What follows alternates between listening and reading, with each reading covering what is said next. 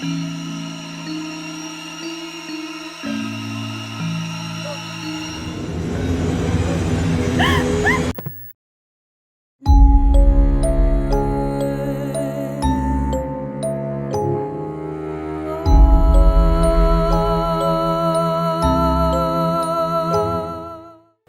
my name is Nakia. I'm the content creator for True Horror Stories POV. And I'm Huda. Yes. Okay. For this backstory, I'm sure you guys would have guessed this is actually backstory for episode 10. Which one is it? That is the last one. Yes. Which one is it? Masih Okay, it's the last one. The title is the last one. Okay. So based on the feedback and comments that we get from you guys, banyak orang tanya, Kak, kenapa cerita tergantung? Alah, ending dia macam mana? Kita tak buat ending dia bukan pasal kita sengaja nak kasih korang rasa macam what's that word? Macam gelisah macam Orang tu, ya, macam tak puas hati. tak puas hati ke apa, bukan. It's because what happened afterwards is macam something very tame lah. It's not macam ada hantu ke apa benda. Okay, so let me just rewind balik This story, it happened in early 2018.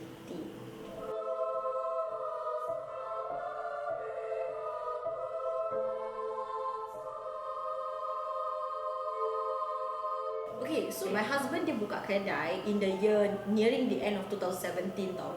2017 to early 2018 lah dia buka kedai. So bila dia buka kedai ni, dia decided that the sales wasn't really that good lah. I think the venue tak bagus or something like that kan. So he decided to buka delivery. Dia hantar jual deliver makanan jugalah.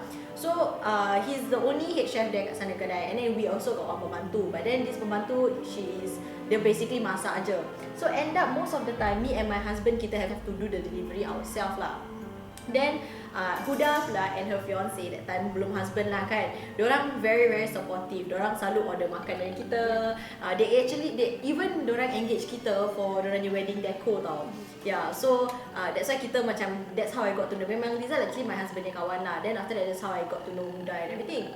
So that particular night, actually I was supposed to hantar Hudanya makan dulu. Tapi because my husband call and tell me, cakap push back. Because Huda cakap yang dia OT and tak ada orang nak sambut lah, tak ada orang nak receive the makanan at home. So dia cakap delay lah. So that's why in the video korang nampak I actually tell Huda, cakap sorry babe hantar lambat makan pasal Aidil cakap gini ya. Because that's actually true. Jadi balik dia ni kadang-kadang OT melampau. Betul. Pukul 10, 11 semua. Bos kau marah. Tak. It's okay, yeah. So because of that then I hantar lah. Okay, so when I walk over, very weird tau. I remember kalau korang perasan in the video, I actually picit tingkat 4. Rumah kau tingkat 4. Aku picit. That time kita tak selalu di rumah dia. In fact, that was my first time pergi rumah kau. Yes, correct. So, but I know her lah. It's just my first time aja actually hantar kat rumah dia. Selalu my husband ke pas kat mana somewhere, but not dari rumah dia. So, bila naik tu, I ingat tau very clearly, I press tingkat 4. But then somehow or other bila keluar tingkat 4 tu, naturally badan terpusing and then jalan terus tau. Padahal rumah aku keluar lift turn left. Yeah. Aku tak tahu asal on that day aku turn right automatically tau. Maybe because aku right handed dan aku tak tahu lah link ke tak okay. But anyways aku turn right. So aku menyenyeh tau, jalan terus all the way, and that part kau tengok in the video that part kan, is so creepy. Aku tak tahu macam mana orang tinggal sana, and aku still remember like bila aku jalan sana, aku macam hayal tau. I was such in a state where macam I didn't realise aku just jalan je gitu until aku dah reach almost dekat the end of the alley, baru aku realise apa salah aku jalan tak ikut tentu arah ni. Dia macam just ikut menonong macam gitu. Then I realise, actually dia tingkat 4, which aku picit tingkat 4, tapi somehow lift tu bawa aku sampai ke tingkat 5. Okay, in the video korang, actually kalau korang spot bila aku keluar lift aja, dah ada benda kat longkang tu tau, kat lubang tu lah. When I was walking kat sana, I did nampak macam kat sana, but aku thought it was sampah. Kau tu kadang macam orang buang-buang sampah kat longkang kan. So aku buat bodoh je tau. So when I was dah jalan menyenyeh semua, then when I U-turn tengah jalan, again lah nampak foto. So aku nyorang, aku tak boleh dia foto-foto macam geli gitu kan. So bila aku tak nampak benda tu ni macam terterbang. So bila benda tu terbang, then aku tengok lah, curious kan. Aku tak tahu, tu aku rasa silap aku. So bila aku tengok gitu, aku tak nampak apa-apa. So aku assume it's burung lah. Pasal aku dengar bunyi flap semua. Okay. So bila dia gitu aku dengar bunyi flap semua, aku cakap okay, this is definitely burung. Then aku teringat, burung mana ada malam-malam. And maybe then burung mana ada malam-malam, at the same time maybe aku terfikir, wah agaknya aku ganggu lah masa aku lalu dan benda tu terkejut ke apa, so dia terbang. Okay, so nak sedapkan hati tau. Padahal actually aku dah tahu burung mana ada malam-malam kan. Okay, tak apa. Bila aku turun, aku nak naik lift. Tu senang kata aku nak naik lift, tapi aku malas nak tunggu lift, turun satu tingkat je. So aku turun je lah, tinggal satu kan. Then when I go down, nasib baik rumah kau betul-betul sebelah lift. Tu aku ketuk lah pintu rumah dia. Then at the moment, nasib baik kau buka pintu cepat. Kau dalam tu kan? Actually baru balik kerja. Then I think I feel I buka pintu cepat, but you say lambat, but you say cepat. Ya, sebab ramai orang aku hantar order take forever untuk buka pintu.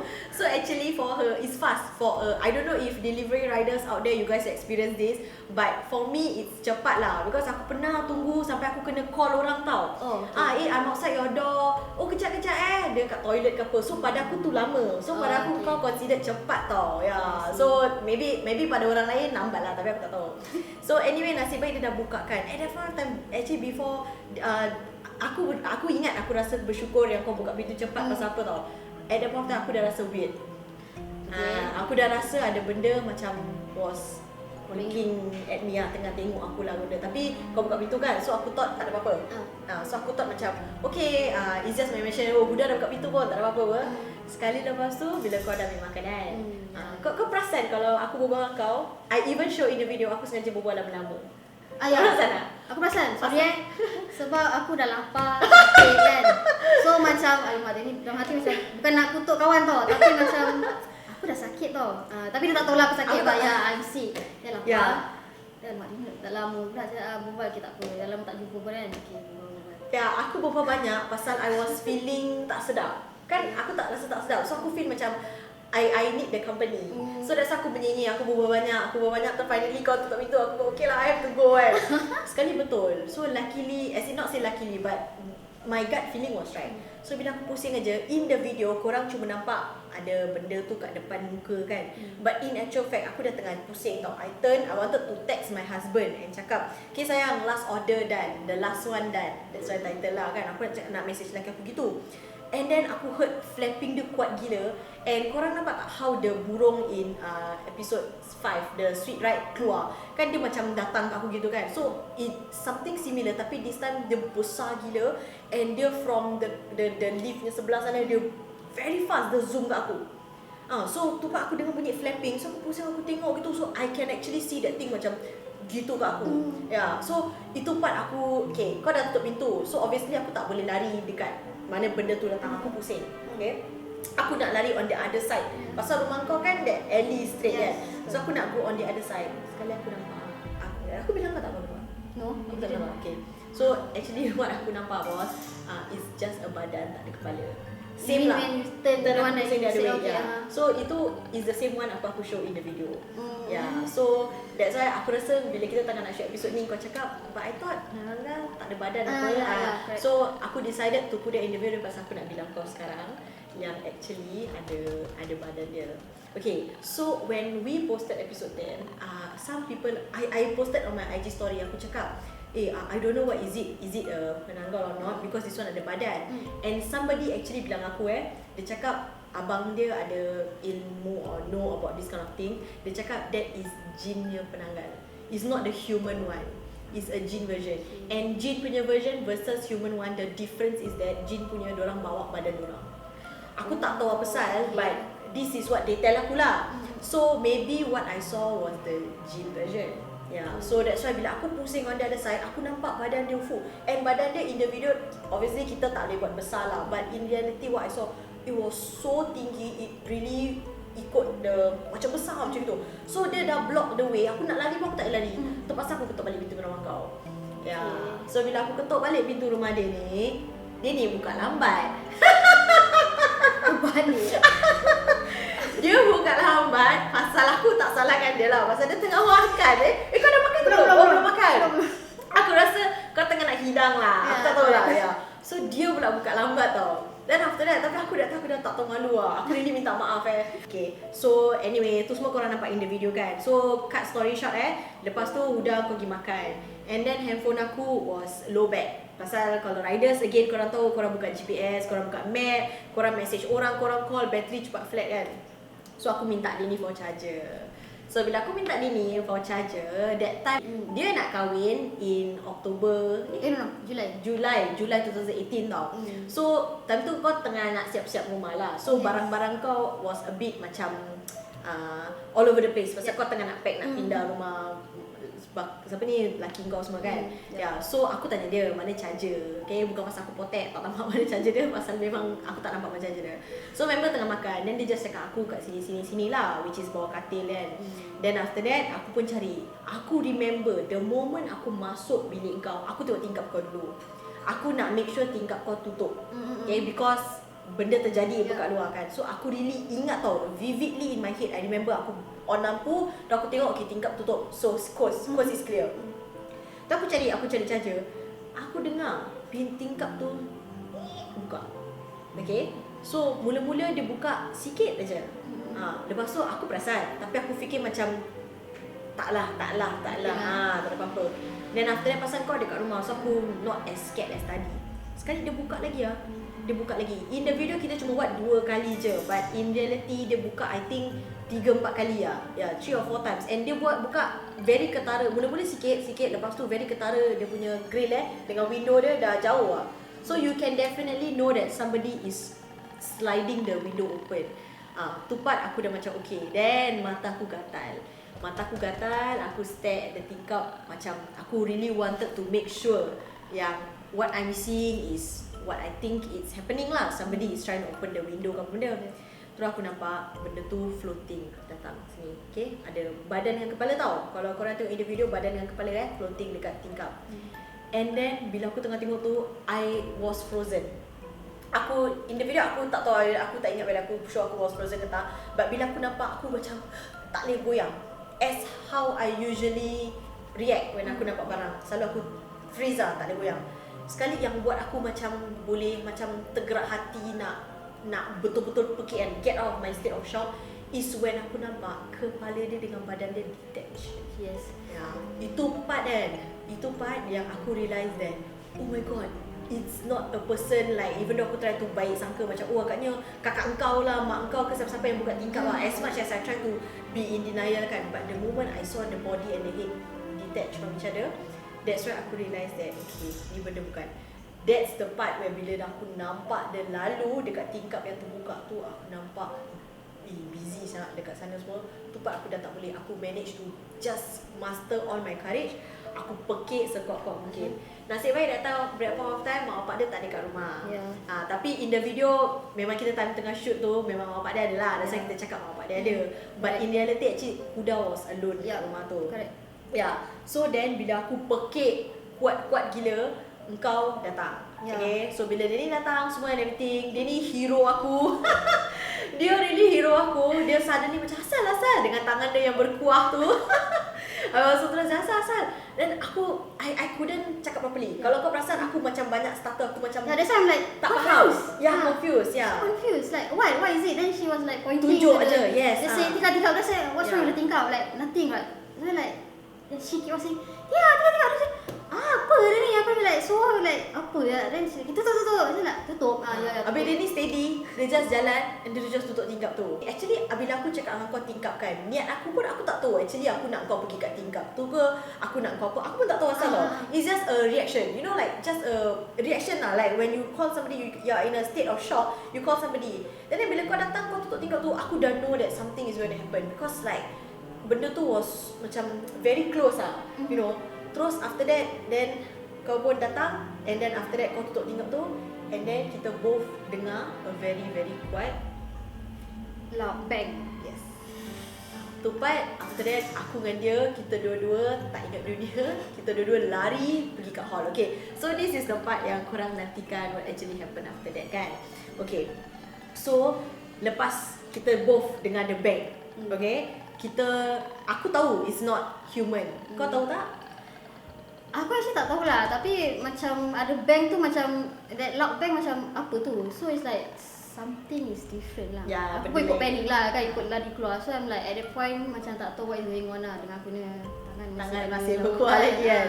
Okay, so bila kita lari, kita masuk hall, kita duduk kat hall tu. Aku minta maaf kat Huda banyak kali. Okay, kalau korang nak tahu, aku really minta maaf kat dia banyak kali. Aku cakap I felt that it was my fault because firstly aku tegur benda tu, aku pergi tengok bila burung tu terbang kat tingkat aku tengok tingkat 5 kan, tingkat 5 Yes. bila benda tu terbang kan. So aku rasa macam aku punya fault, and plus I have a history of boleh nampak and then benda ni ikut semua kan. So aku ingatkan yang aku bawa lah benda ni kat rumah kau. So bila kita dah kat luar sana, bila kita dah berbual, that's when Huda actually bilang aku yang Okay, my side of story is actually rumah tu kita baru tinggal around like a few years lah. So the owner actually macam assure to my parents that the rumah is clean and everything is fine. Semua dah buat, the dapur is fine. If you can see my dapur properly, dia punya dapur is actually dah macam buat lah. Baru Baru buat. Actually it's not my parents buat, it's like the old tenant buat. Actually can you believe it? Then like after a few weeks, then I ada leakage tau. So it's like my dad macam apa ni? Diorang kata it's like Baru, everything baru and alright. That's like asal ada leakage lah. Then like nak kena buat balik, dah kena fork out money, right? So okay, 2-1. Then the other one is like macam dah a few weeks juga dah stay situ. Then there's something going on lah. A few nights when I want to sleep, nanti mesti ada orang macam like ketuk my window. Then like a few nights juga orang ketuk pintu, then beri salam. Then my dad pun tak tahu apa-apa, pergi buka pintu, jawab salam tu and tak ada orang. So what happened to her, I didn't expect lah. Tu ni link ke? Actually when she say she macam apa, dia tegur then she bring this kind of thing to my house. Actually bukan. It's like memang there's something there lah. Cuma kau tak tahu apa benda. I know, yeah. So aku really felt that aku ingatkan aku bawa apa, but actually sebenarnya before I even come to send food to her house, basically memang dah ada gangguan kat rumah dia. It's only that when I come, that thing aggressive kot, because aku nampak. Then after that, then dia bilang lah, dia bongkar rahsia. Dia cakap actually dah pernah berlaku semua ni lah. Then dia selama tu dia tak tahu benda dia. Dia tak tahu apa jenis. Yes, actually I don't know. So sekarang ni baru dah tahu is actually jin nanggal, because during shoot semua everything semua aku just cakap dengan orang, oh it's just the typical one lah, the kepala je. That's why time kita nak shoot nak buat cerita ni, korang tanya aku, but why kena ada badan? Kan korang tanya aku kenapa ada badan? Kan usually benda ni kan buat je. Dan aku cakap tak apa, buat je. Aku punya alasan is let's be different. Tukar-tukar sikit. But actually this is the truth. Sebenarnya ada dua that thing yang badan dia. Okay. So anyway, lagi sekarang the third portion lah. Selalu kita ada backstory 2 part je kan. Aku punya part, kau punya part. Sekarang ni the third part. Lagi interesting things took a twist So after we posted episode 10. Yes, my neighbour, she texted me. Then she ceritakan something juga about gangguan and all. That's where part 3 ni masuk. Betul-betul. Okay, so for this part 3, Alhamdulillah, she's nice enough to be involved and share with us her stories. But before I actually got to interview her lah, Alhamdulillah and everything. But before that, before we watch her video, I just need to actually bring up a few things. Key points. Her stories may not be very coherent, tak flow, because kesiannya this neighbor of Huda ni, dia actually a victim of kena sihir. Okay, so senang kata lah, bila dia kena sihir ni, dia kena sihir agak berat sikit. So these things are actually making her incoherent. Bila dia bilang story kan, story dia jumble-jumble lah. Even when I interview her personally, I have a hard time fahamkan dia juga. Because kejap kita tengah berbual pasal topik ni, nanti tiba dia join, dia cakap pasal topik lain tau. Habis I even had to record her secretly first, because dia macam tengah huru-hara kan. So I have to tell her I'm not recording, lepas tu I record. Then after that, dah habis record, then I tell her actually tadi I recorded you lah. So we do one more time kan, because just in case we cannot get a good one. Habis then that's why she disclosed to me. She said that, oh nasib baik Kak buat gitu pasal my memory selalu berkecamuk pasal benda-benda ni, selalu tak kasih I tell my stories properly. Dia memang selalu main with her mind lah. Okay, so I will play the video.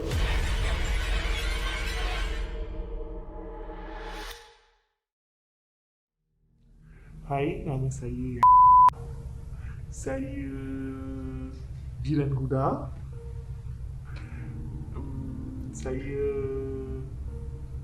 melihat THF POV to left dan saya mendengar cerita Rizal dan saya juga mengalami benda yang sama. Inilah cerita saya.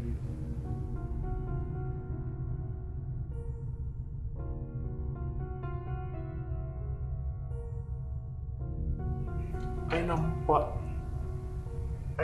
tak nampak. I cuma masa yang first tu, I rasa. So I bawa.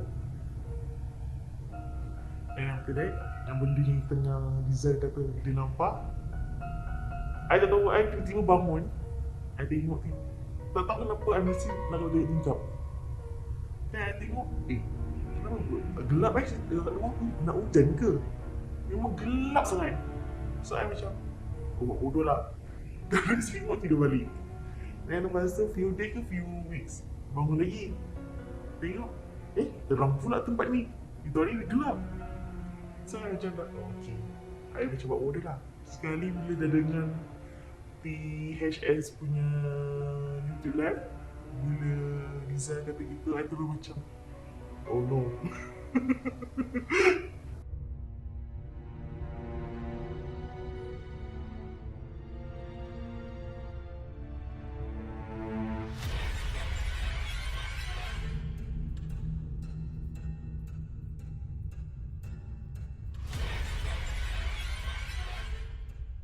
Yelah, pakcik tu bilang, ya, oh awak je ganggu I. So, I macam terkejut lah. Gangguan tak pernah ni. So, pakcik tu panggil makcik I yang lain seorang. Dia suruh kita masuk bilik. Sebab dia nak buat benda tu. Dia mak masuk dalam sana jugalah. So bila dia dah baca ayat yang ni semua, I tak rasa tau benda tu masuk. Serius, sebab I tak tahu macam mana benda tu masuk, macam mana benda tu ada. Semua tak rasa. Sekali, tiba-tiba dengan pakcik tu cakap, dah masuk pun kau. Tu Syah, memang dah masuk. Dalam diri tu Syah, memang dah masuk. Lepas tu, apa kau nak daripada dia? Benda tu tak jawab tau. Dah mati. Pakcik ni cakap dengan siapa ni? Sebab I tak boleh cakap langsung. Sikit pun tak boleh cakap. So, barulah bila I dapat tahu bila tangan I macam gini, gitu baru I dapat tahu semua. So, oh ni benda dah masuk. And after that, Kak nak imagine I duduk kat bawah lantai ni. Kaki I macam terangkat macam tu. Almost 2 hours I macam itu. Bayangkan dulu I punya bengkok kat belakang ni. Benda tu tak nak cakap tau. Cakap bahasa apa-apa semua dia tak ada respon apa-apa. Sekali tak tahu macam mana entah, panggil I punya mate. Sebab I punya mate orang Jawa. So sekali I punya mate buat apa? Dia cakap bahasa Jawa dengan I faham. I pun tak tahu macam mana I boleh faham. Padahal I tak belajar pun bahasa Jawa. Decision bila I punya mate cakap bahasa Jawa, benda tu betul. But not you. Not me. I cannot talk. Benda tu kunci mulut I.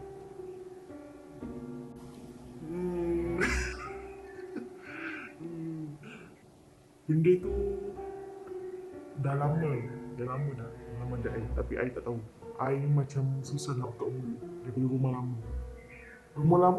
I tak rasa apa-apa pun. Balik malam juga sebelah suku, memang tak ada rasa apa-apa. So tiba-tiba bila dah pindah dekat daerah rumah Kak Huda tu, baru I find out yang I ada, yang I kena sihir. back to normal. Then after that, tak sampai 1 tahun, datang lagi. Oh, benda tu datang lagi. Benda tu datang lagi. Okey. I tak tahu benda tu datang. I punya aunty yang nampak. Kenapa budak ni tiba meracau macam gini? Mak I nangis, I macam ni tu. Lagi kalau I kena menangis, I bukan menangis macam muda, macam gitu. Macam sedih. So I balik Johor. Semua. Dalam beberapa hari tu, I punya bapa angkat, I tinggal dengan bapa angkat I kat Johor.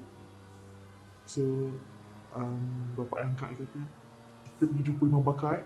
Terus I macam terus bend myself kat kursi. I gini.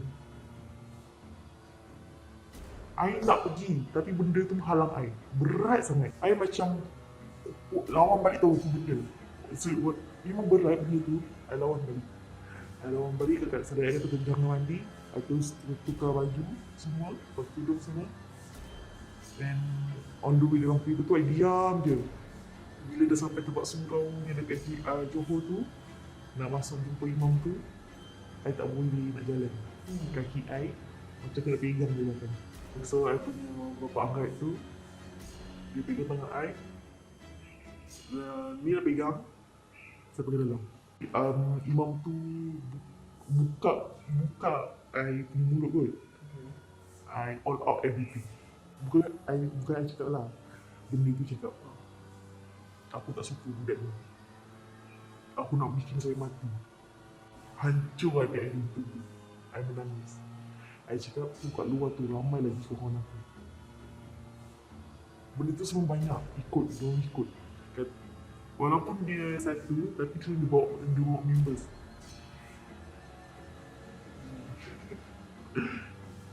And imagine dalam surau, I menari macam ala-ala Bali gitu.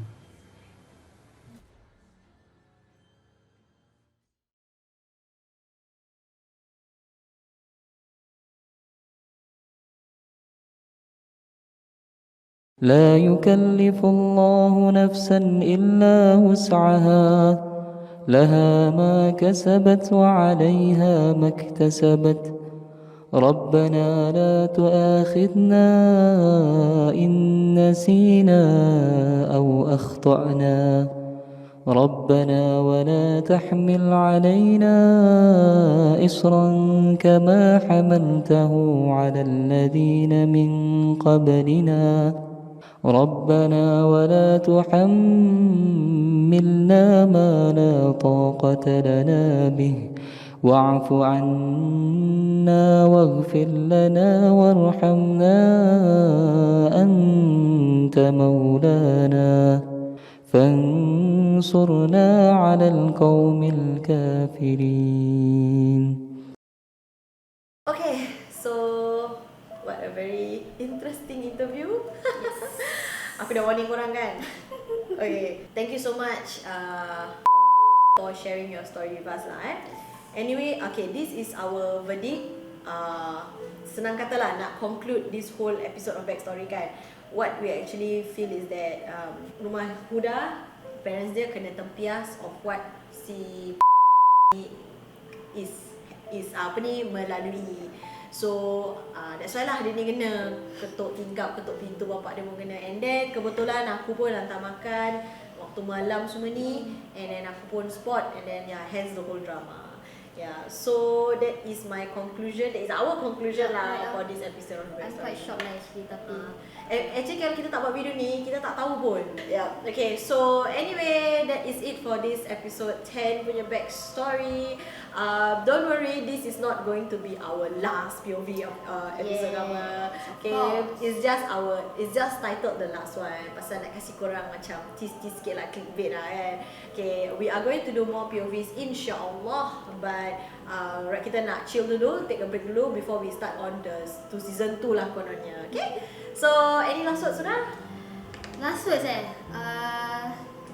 jaga diri je lah, dan dekati diri dengan Allah SWT. Betul. mampus tu. Okay, ingat guys kata-kata Huda. Okay, and that is it for our backstory for episode 10. If you like our channel, do like and subscribe to us. Okay, for those who have done so, thank you so much. We really appreciate it. Okay, dah tu je eh? Itu je. Okay, till then we meet again insyaAllah. InsyaAllah. Bye.